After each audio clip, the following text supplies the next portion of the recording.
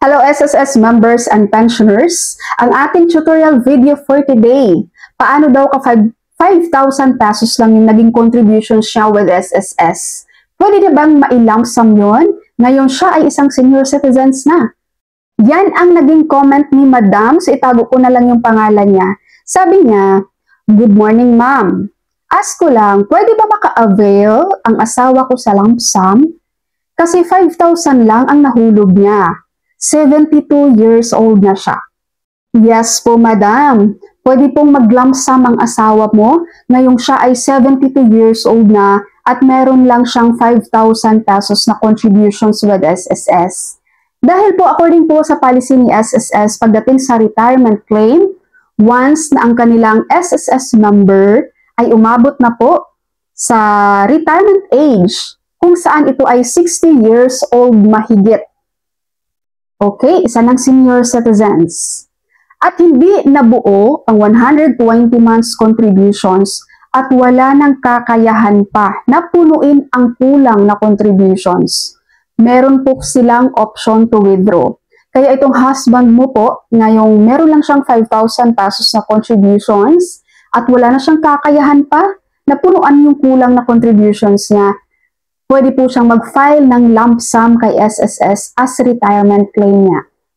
Okay? Kaya yung mga members natin dyan na isa ng senior citizens na meron lang 119 months contributions pababa. Let's say, 1 month to 119 months contributions lang with SSS.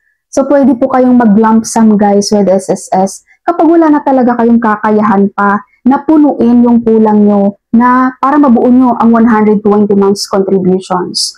Pero syempre guys, doon sa mga senior citizens natin dyan, na kunti na lang, diba? Kunti na lang talaga, mabubuo, ilang buwan na lang, mabubuo na yung 120 months contributions. Tapusin nyo na yan guys. Kasi mas maganda pa rin talaga na meron kayong monthly pension kesa sa lump sum. At least yung monthly pension, lifetime niyang makukuha.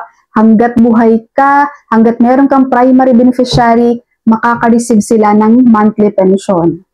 Unlike kasi sa lump sum, one-time cash payment, nakuha mo yung mga contributions mo doon with interest, and after that, wala na. Diba? Pero syempre, kapag sa mga senior citizens naman natin dyan, na wala na talagang kakayahan guys, understandable naman yun, diba? So mag-file po kayo ng lump sum para makuha nyo ang inyong mga contributions with SSS na pinaghirapan nyo nung kabataan nyo pa. At i-share ko lang din to guys, minsan kasi may mga SSS teller na sila ang nagde-decide for you. Kumbaga, hindi naman nila alam yung hirap ng buhay mo kung kakayanin mo pa or hindi, di ba? Kasi mayroon dito isa kong viewer guys na magla-lump sum siya kasi hindi niya na kayang mag-contribute. Isa na rin siyang senior citizens.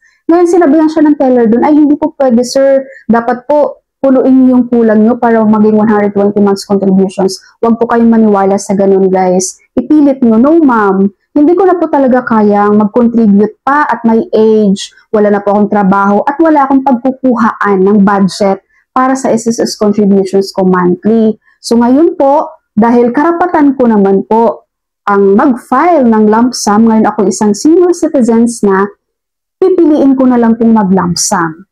So, ipaglaban niyo yan guys. Kailangan sagutin niyo rin yung teller, no? Mas maganda talaga guys, meron kayong kaalaman dahil kaya niyong makipagsagutan sa isang teller sa SSS. Kasi kapag wala kayong alam guys, oo lang kayo ng oo.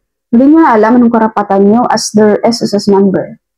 Okay? Basta paalala ko lang, may karapatan kayong mag-lump sum kapag umabot na kayo ng senior citizens at hindi nyo nabuo ang 120 months contributions at wala na kayong kakayahan pa na punuin ang kulang nyo.